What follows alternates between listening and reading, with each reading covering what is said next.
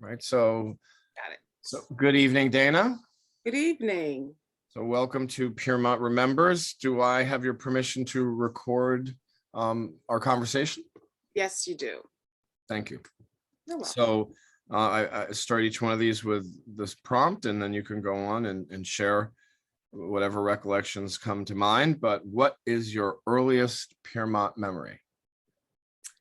That is a great question. My earliest Piermont memory. One of my earliest was going to school where we had to go up 9W, up to 9W and go to the tunnel under to cross over when the school used to be where what is now Diplomat Gardens. And I clearly remember that because it was raining.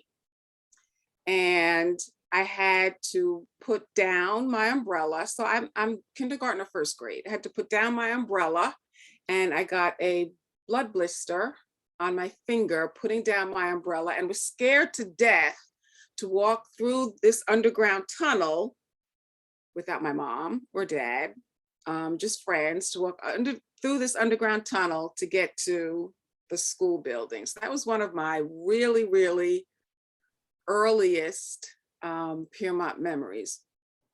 But I have tons of other memories when I imagine 4th or 5th grade when you're a Girl Scout. And we would be with Mrs. Neal and Mrs. Gaynor, I think was also one of our Girl Scout leaders. I think that's what they were called. And we would meet at the Piermont Village Hall, which hasn't changed in over 35 years. It's exactly the same, roughly, as it was then. But that's where we would have our Girl Scout meetings, in the Village Hall, up those steps.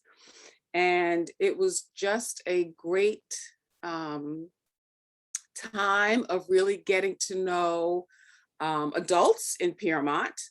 We knew the kids because we all went to school together, but getting to know the adults and getting to really learn some different talents. We identified talents. We went camping together as Girl Scouts. We made all kinds of goodies and other projects. So I can clearly remember that. And then as Girl Scouts, we went to the library when it was located on Hudson Terrace.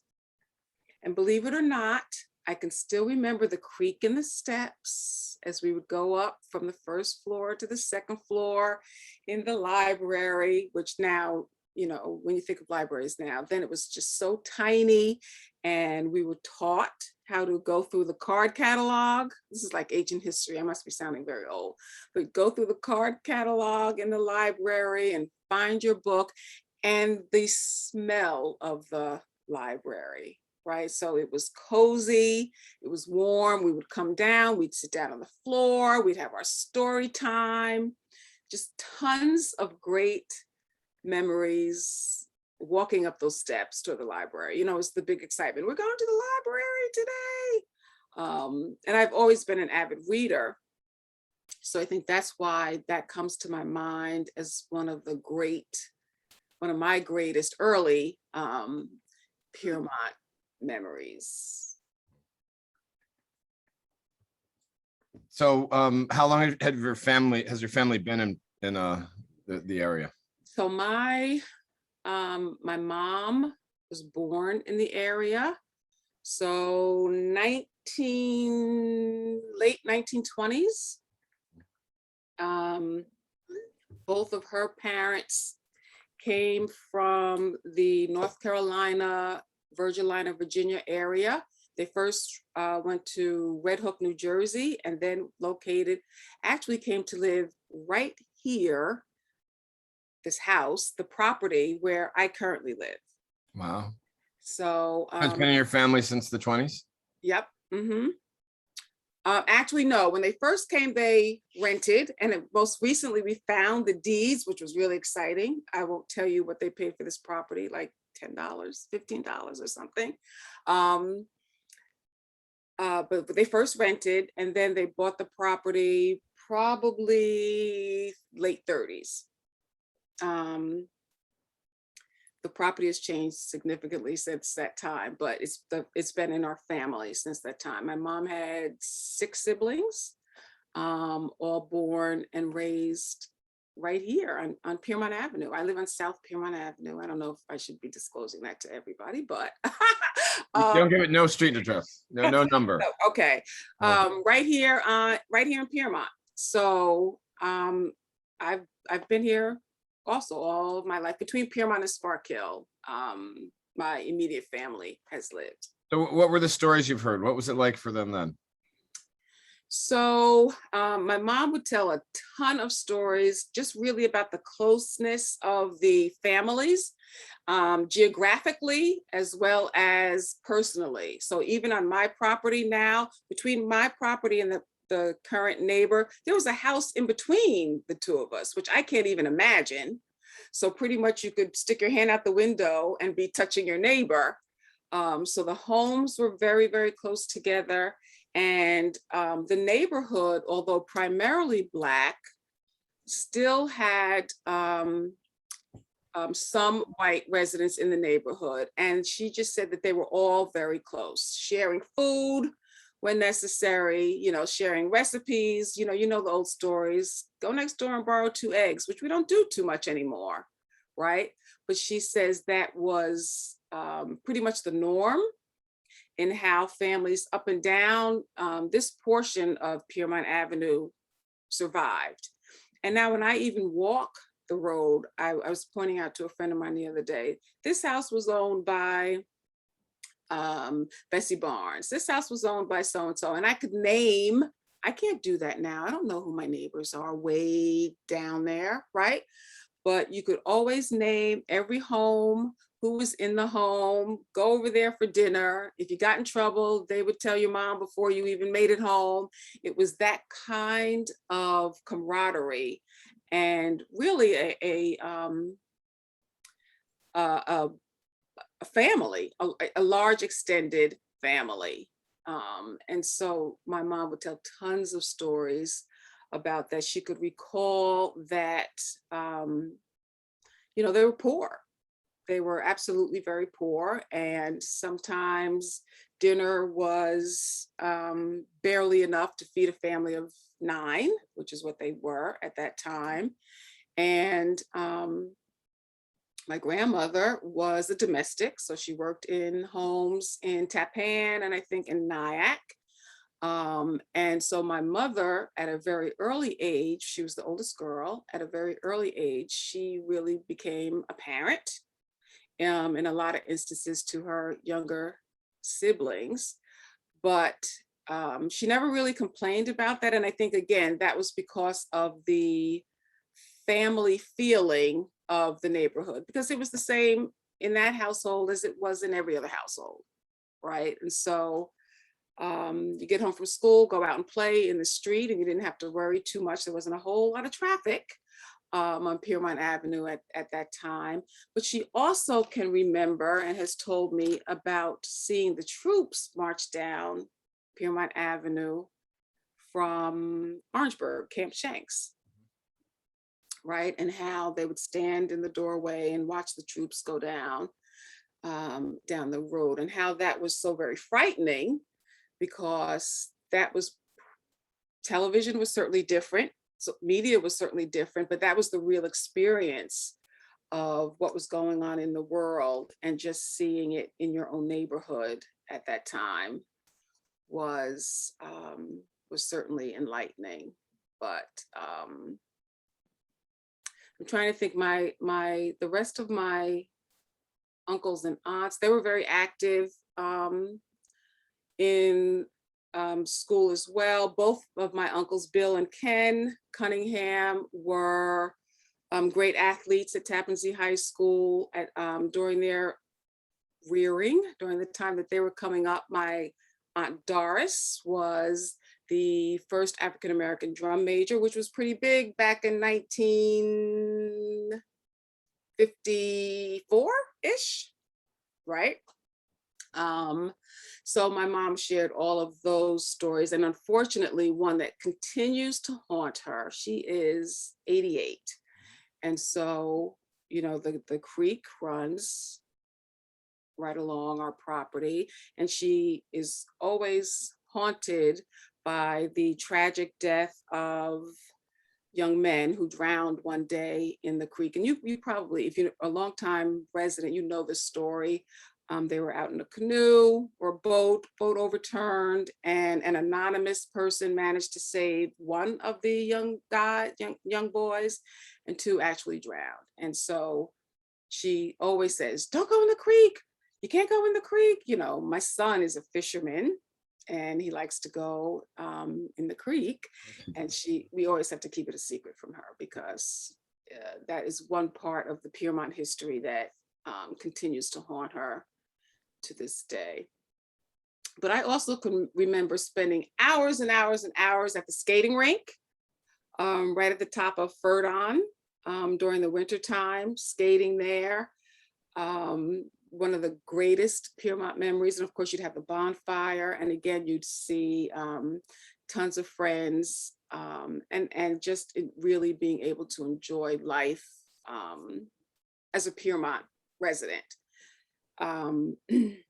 When I got older, so maybe now I'm 10 or 12, and I can remember watching the train go down what used to be the live tracks. And I guess it was a freight train.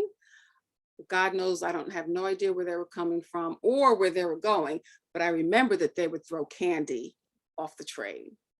So we would hear the train, we'd run out in front of my grandparents' house, and they would just throw candy. And that was another great, great highlight. Whoa, the train is coming, we're gonna get candy. And so that was always fun. Also growing and living in the Piermont area. The carnival, I'm sure you've heard great stories about the Piermont Carnival, and being able to go down there and have that experience, which quickly changed when they stopped doing that. I can remember working at Federal Paper Board. So that was what was the name of that movie? Sally Fields. Norma Ray. Norma Ray, that was my Norma Ray experience. I'm a freshman in college. I needed money. I had to get a summer job, and Barbara Williams got me the summer job at Federal Paper Board. Horrible, horrible. It was hot, with the big fans, and I'm pulling paper off this line and packing boxes. Horrible. And I think what that did for me was really reinforce the importance of continuing my education and getting my education, so that I did not have to work in those conditions. The pay was great, but no. And then not only did I have to work in those conditions, but I had to work a night shift, 3 to 11. So that was just ridiculous, right? I was no. So that was one of those not so pleasant Piermont experiences, but it taught me to continue my education, so that I could decide what it was that I wanted to do in working. And so that reminds me, I'm not sure if anyone has talked about the late great Dr. Clarence Branch, because that story reminds me of him. He was, when I was in high school, he was the only African-American male teacher at first. Another one did come, but he was the first one. And Dr. Branch lived in Piermont probably from 1960 till he passed. Most recently, he did was in a facility for the aged for a while, but Piermont was his home for well over 50 years. And he was somewhat of a character. He had a great sense of humor, but he was super intelligent, and he was a perfect mentor, because he actually is the one who encouraged me to go to Brown. I graduated from Brown University. He encouraged me to go to Brown. He also was a member of my church. He also was very interested in the state of the creek, that flows down here, and was it healthy? And he would take us down there as kids, and very much into the earth science idea of the creek work. And at the church, he spearheaded Shad Fests, which we had for a couple of years. The fishermen would get the shad out of the Hudson. They'd come, we'd have this big spread at St. Charles. The women of the church would cook the shad and fixings to go along with it. And we would have local musicians come. It was like this big block party right on the lawn of St. Charles, and the entire area was involved and enjoyed it. And so that too, I had forgotten about that, was one of those great moments, spearheaded by a Piermonter. After you've been here for that many years, you're a Piermonter, regardless of where you were born. And just one who really loved the community and encouraged not only the young people, but encouraged everyone to become involved. And I'm trying to think of how he served in Piermont. Was he on the Piermont Garden Club? Is there a Piermont Garden Club? I think for a while he was very active with the Piermont Garden Club. But most recently, I can remember when Piermont really started to go through its gentrification. And I had just graduated college, and I was working in Manhattan. I was working for Merrill Lynch. And at that time, my grandfather had passed. My grandmother was trying to decide what she was going to do with this property. And I had been house hunting, looking, where am I going to live? Knew I didn't want to live in Manhattan because I like trees and grass, and figured somewhere close would still get me to work every day in Manhattan. Finally settled that I wanted to take ownership of the family property. And I can remember talking to some of my coworkers at work, and they would say, where are you going to build your house? And I'd say, Piermont. Oh my God, Piermont on the View. And I was like, really? You guys know about Piermont? How do you know about Piermont? Because all I could think about was Federal Paper Board and the little carnival, and the way I knew it as a young child with the train going down, not realizing that all of a sudden the status of Piermont was changing, and it was becoming a place that people were more interested in, partly because of its location to the city, but also because of the upgrades that were happening in the area.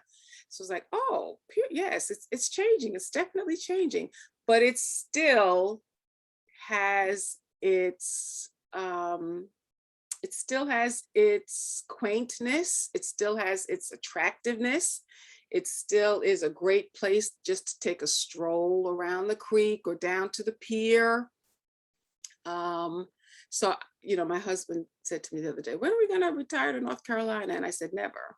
I don't see me leaving easily. I don't see me leaving Piermont. It's just so ingrained in who I am and who I've become because of the people in the area, nurturing, sharing, encouraging, and then allowing you to give back, right? So,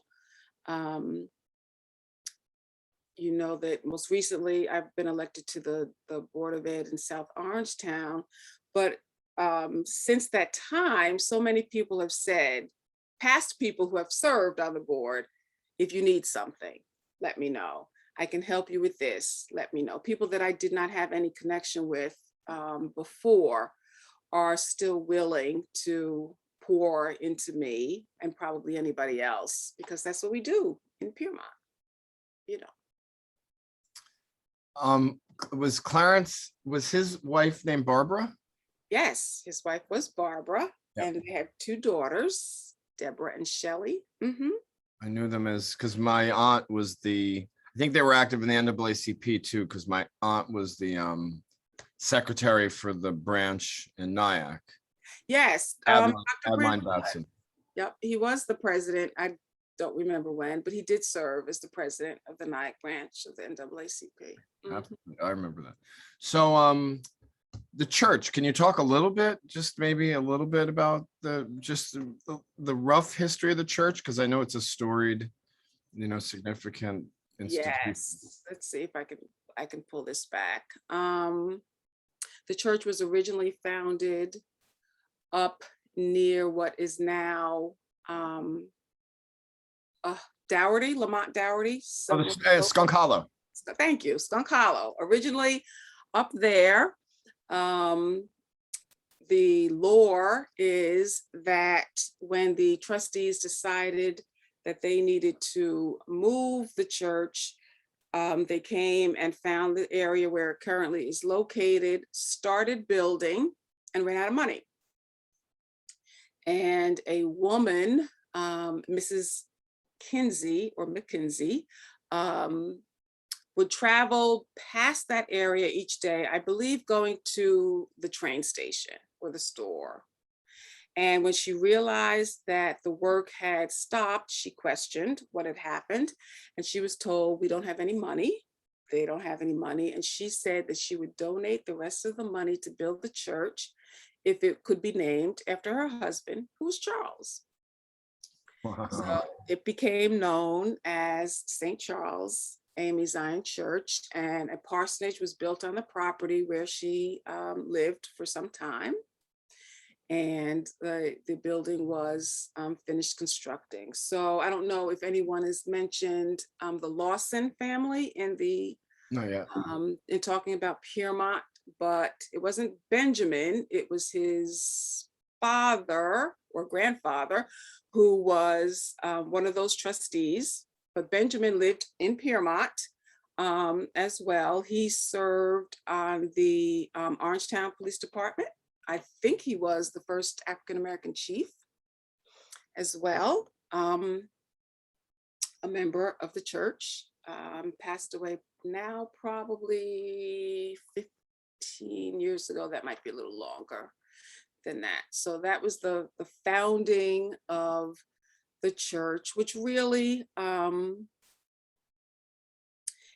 can remember when I was a kid, it did not look anything like it looks right now. What we now call the fellowship hall was a very small room, one room, which had 2 bathrooms off the side and a kitchen so tiny that 2 people could barely turn around in it.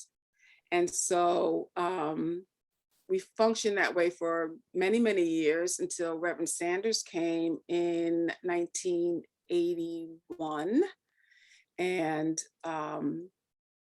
had the vision to build a fellowship hall which could serve the entire community. And we built the fellowship hall, I think 10 years later in 1991. Now, and in that process, you know how they say when you start construction, you always find something else wrong.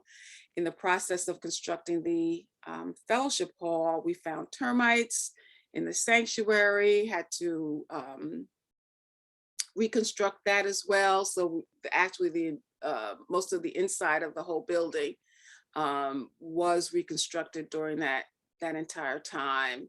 And that just took an amazing amount of hard labor. I mean, fundraisers and chicken dinners and everything that you can possibly imagine to be able to afford that kind of construction. And we were very fortunate to be gifted with about $300,000 a couple of years later to pay off the mortgage. And one of those, so the fellowship hall is named after the benefactor, Lawrence Holland, and his brother, Albert Holland, who served as the church attorney. And there was, didn't they have a sister who was a historian? One of the They did, Jackie. Yeah. Jacqueline Holland, and she's written along with Leonard Cook, or in addition to Leonard Cook, has written much better history of the church than I just gave you. Oh, no, it was wonderful. Yes. I mean, it's from the perspective of a parishioner, so it's important. Right. Mm-hmm. Yeah. So I've seen the congregation grow from, I don't know, 20 to 140-ish, and really be able to, as I said, serve the community well. We've had many, many types of different programming there. Musical type of programs, but we also have had SAT tutoring and kidney donation seminars. We also had a program where students from the inner city came to the suburbs for one summer. So we had a mini camp, sort of, and that was really, really important.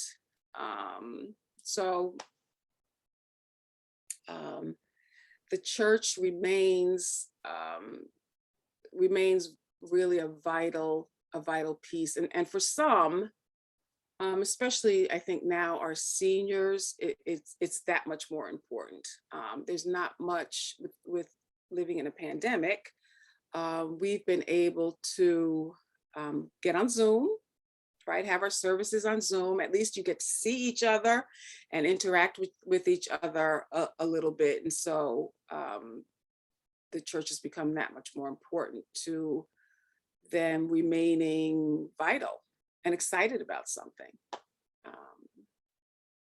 It's Sunday. I can't go to church, but I can be in church and still worship and fellowship with others. Mm-hmm. So I've had a couple conversations with Reverend McLaughlin Mm-hmm. about helping, or not helping, because there's so many people doing the work, but just being available to collect additional stories, because this project is geared towards an event that takes place at the end of the month, and I do need to get your when I stop recording, I'll get your address so we can send you an invite. But yeah, I have said that we would reach out and collect some additional stories if names come forward. So are there any other people that you think would be good for us to reach out to? Maybe separately, just send those to me, or if anybody. Yes, I will definitely. I'm sure that there are others. So I just need to think about it a little bit. Let me make a note. Sure. And then I would just say, this has been a wonderful, kind of journey from that tunnel where you pinched your finger with your umbrella as a small girl, and coming back as a Brown grad and living in a house your family's been in since the 1920s. It's a wonderful journey. Is there anything else that you maybe had thought about when this was coming up that you wanted to share, or any other final thoughts? I don't think so. Let's see, because I did jot down some notes. Those were definitely the highlights, I think. Yes, I think I hit the highlights. Wonderful. Well, I'll thank you very much. Yes, thank you, Dana. I'm sorry I missed the beginning, but I'm going to watch the beginning of the recording. Okay. I'm going to go ahead and stop. That was lovely. Thanks.